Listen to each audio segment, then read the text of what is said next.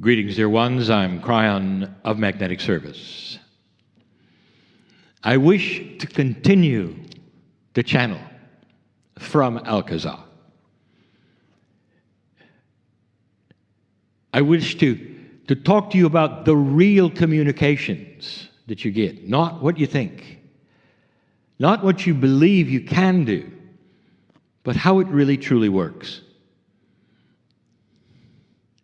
Let's be practical. Kryon, I got a message. I know what I'm supposed to do, but I don't know how, or where, or when. What should it be? And the answer is always this: don't turn to a book. Don't go to the intellectual then to figure it out.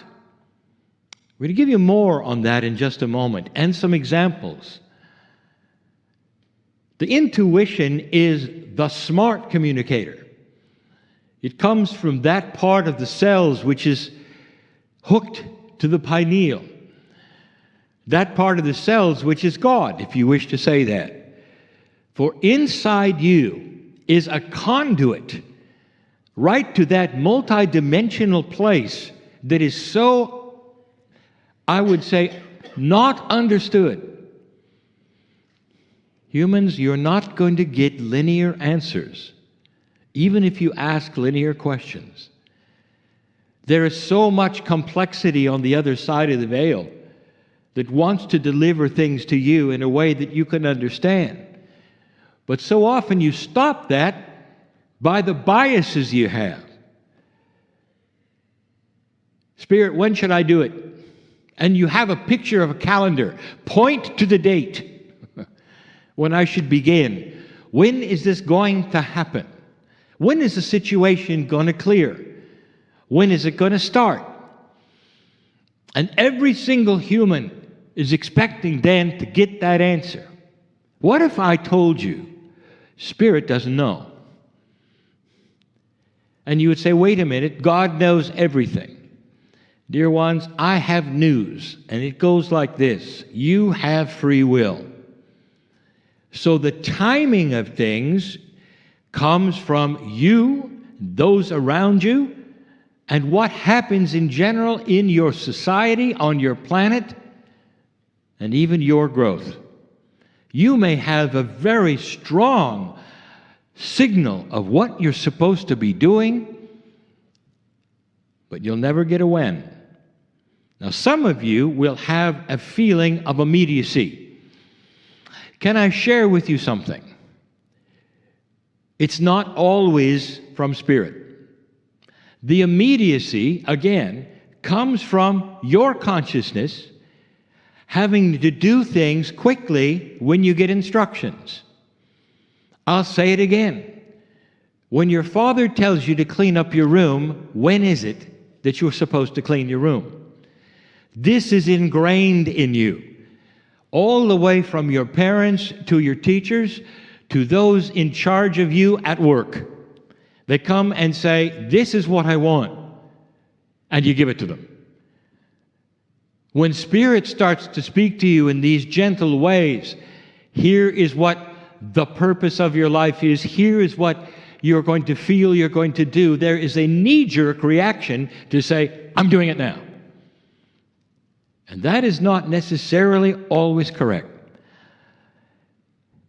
The message that I give today, that Alcazar gives today, is that the smart body is the one that's in touch with Spirit is the one that's going to give you the timing.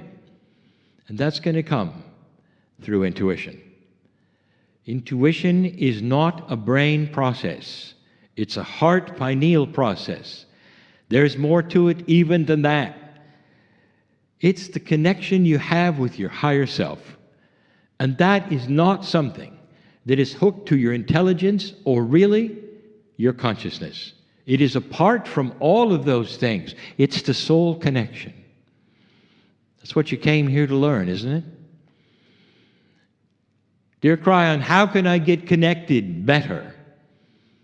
And the answer has always been the same. Relax, Let it go, let it flow, and the answers will come gradually as you need them.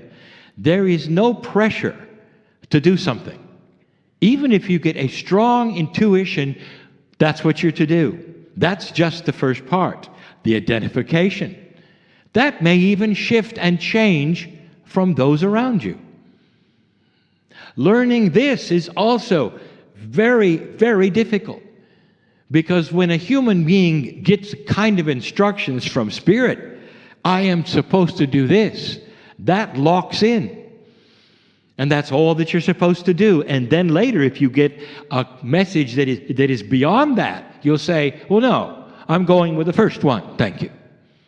Not understanding that these things can shift, they can be more grand, they can go another direction. Even before you started the first one, are you afraid of this change? Most human beings want a signpost, want a clock, they want a map, and then they'll proceed. That's the linear human. Spirit is anything but linear. Spirit has a grand love for you and is willing to give you the intuition to prepare for it, but not to tell you when. And this bothers some humans because it is contrary to how you grew up with authority. But how about how you grow up with partners? You discuss, don't you? You can change things, can't you? It's time you understood that partnering with Spirit is really what you're doing. And that means you can relax with these kinds of things. There are books to be written in this room that you haven't started yet. There are covert healers in the room that know you can do it. Just haven't stepped out yet. There are projects to be started again that didn't work before the shift. And you have to make up your mind, you have the courage to try it again. And we say to you, dear ones, that all of these things are intuitive. And you're sitting there nodding and knowing, I know who you are. I know what's taking place.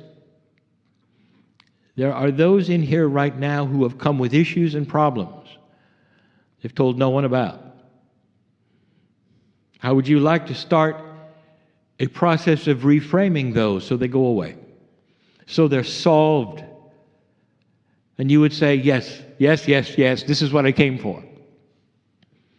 Will you accept that? Yes, this is what I came for. Will you accept a timing that is not your own? Maybe. From the other side of the veil comes a magic for you of love beyond measure. If I could shout this in the room so you could hear it better, I'd do it. God does not think like a human. God does not think, period. God is not a personality like you are. God is not an individual like you are. God does not have a face like you think. God is the great central creator of all things that exist.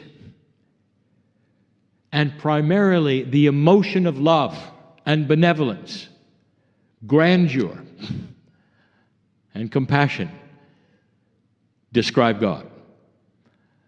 There is nothing else. There is no dissension in the ranks on the other side of the veil. That is human thought, human structure, human dysfunction, and it's never put upon God. I want to give you some examples of how limiting human consciousness is at this moment, to show you how beautiful intuition is, because it goes past all of this. If you could just sit and listen to that which God speaks to you about in the cracks between thinking, in the moments between waking and sleep. That's when intuition is the best. That's when you know you have angels. That's when you know you're loved by God.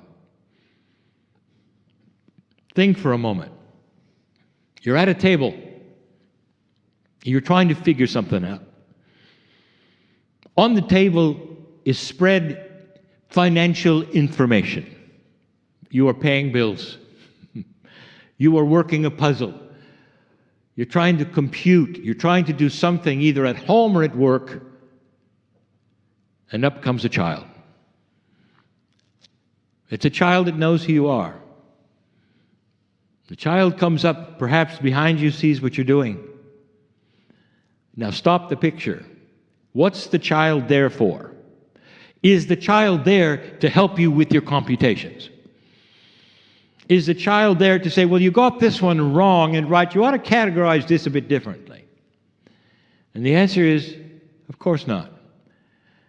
Because the consciousness of the child has their own complete world of what pleases them and what doesn't please them, what they think is joyful or not, what is happening around them.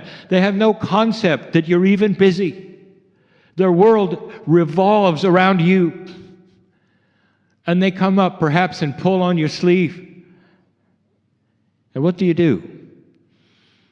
You turn around and you often smile. You may take them by the hand. You may hold them to show them something that does compute. Love.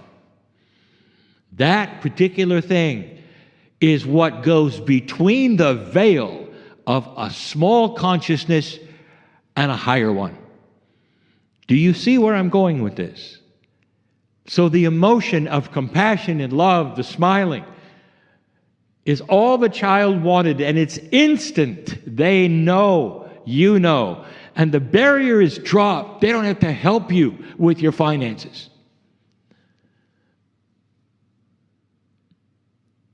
Think of a great painter. Let's say it's Picasso. In the middle of painting something profound. It is absolutely priceless someday. And up comes the child with the crayon, wanting to help a little bit. The child has no consciousness at all of the creative genius that is going on right before the child's eyes. The Kryon message has always been this way, is that low consciousness cannot look up. A fool does not know they're a fool. The child has their crayon ready to go, ready to help with the painting. And the master will see this and see it coming and chuckle and laugh, knowing that the child's world does not have any idea what's really going on. But they sense the love, the approval or the disapproval. It's all in the emotion. That goes over the veil of high and low consciousness. You might have a very intelligent animal who lives with you. There are some animals and birds that have, they say, the intelligence, not the intellect, the intelligence of a 3 to 4-year-old child. And the animal may come up, wagging its tail behind you while you're working on those computations. Is the animal about to help you with your addition? No. But the animal, in their intelligence, in their wisdom, in their happiness, is looking for your approval, is looking for a pat on the head, perhaps to hold them for a moment. They're smart enough to know this is good. They're smart enough to be satisfied with that. Dear ones, I do not want to criticize humanity. I want to tell you that everything I just gave you is the example of you and God.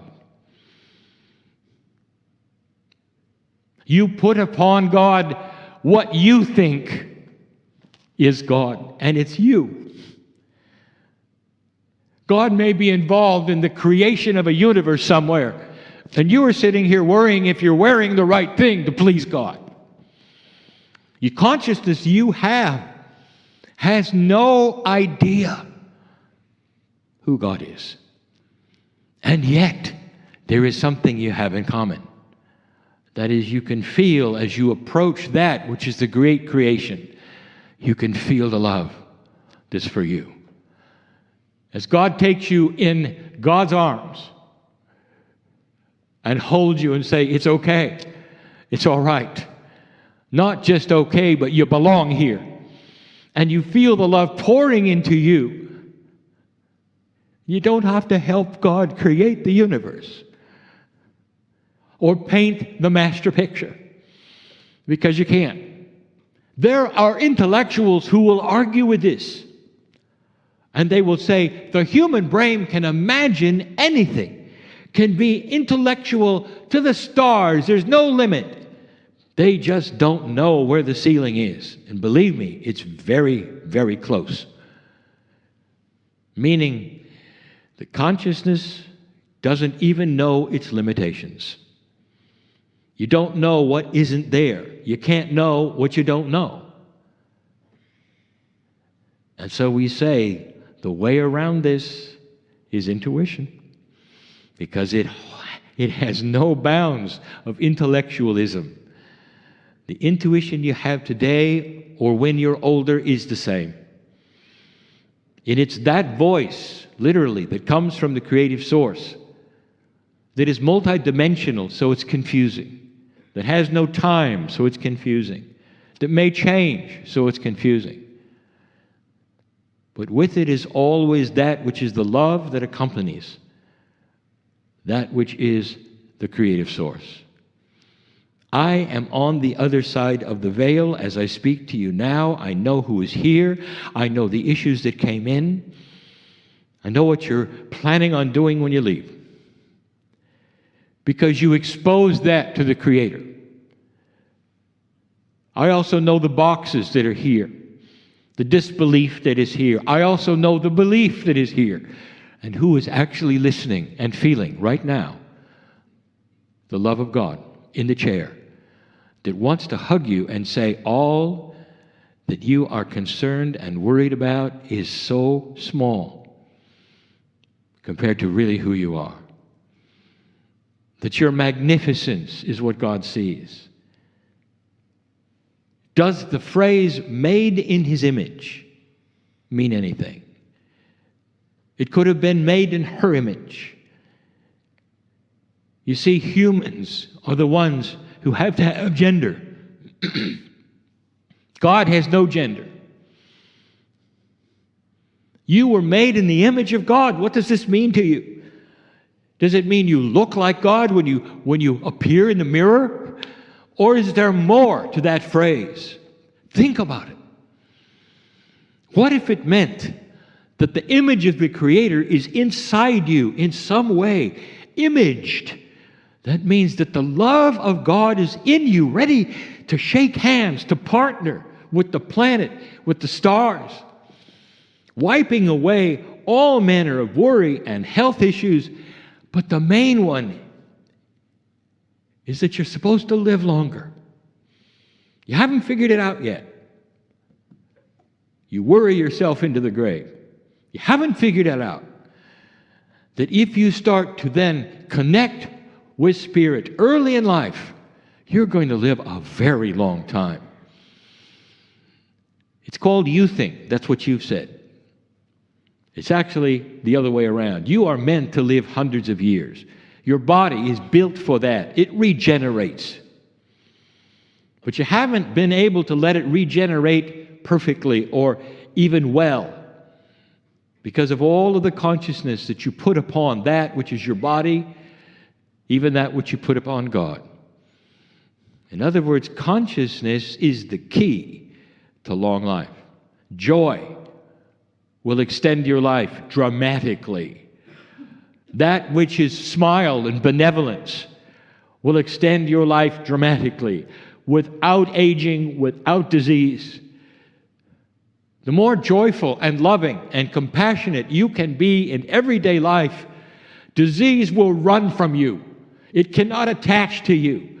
Consciousness is king. And intuition, that's a highway. That's a highway to know where to be and also to know where you are. Dear ones, this is the meaning of life. To be here in a place where you're balanced and happy, where joy is yours, because God is a joyful God. That's what love does.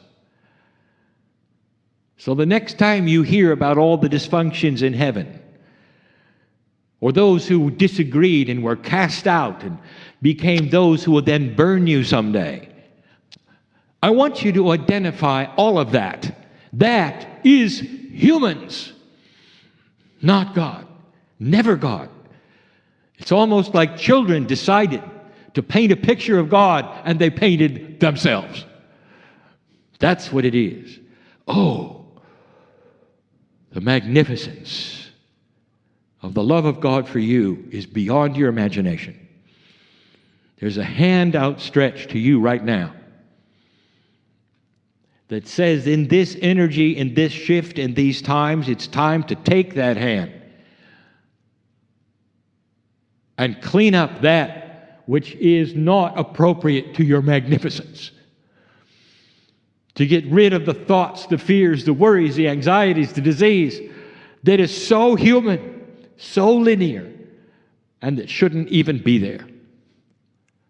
And it's possible right now to begin the process. And you'll see it daily. You'll start to improve. Those who have been to these meetings, whether it's been to the Stargate or Kryon, know that there is something that goes on quite often. You leave differently than you came. You drop your allergies, you drop your fears. Some have walked out total, complete remission of disease. And there's no one in here selling bottles of medicine. It's all in the consciousness of the human being. What's the next step for you? Do you believe it? Is it a nice thought? Or it is the next life step? That's the free choice that every single human being has every single time I channel. I want you to think about this. I want you to be open more to intuition. I'm giving you instructions that say, we're here. Where are you? We've always been here, but in this shift, we're here in a greater number, more benevolent, ready to help. But there's walls around you.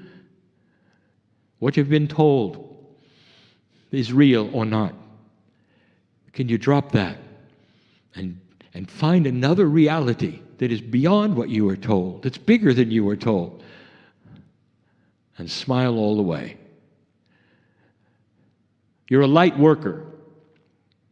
The work is that which is being here in a three-dimensional planet with those around you doing what they're doing. But you are in control of you. And that can change. This is the message of Kryon that will be taken all over the planet. And there will be those who will walk out and laugh and roll their eyes. And the other ones next to them will go out with the healing of a major disease. That, my dear ones, is free choice and the power of the human being to control their own lives in this time. Never, ever on this planet has there been an energy like today. Ever. Take it. See if it matches that which I said is possible. Don't overcomplicate it. Accept that which flows freely to you now in these moments we have together.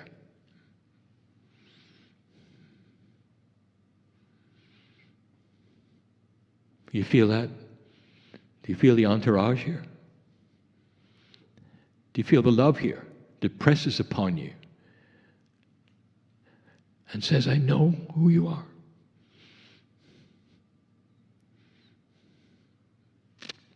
And so it is.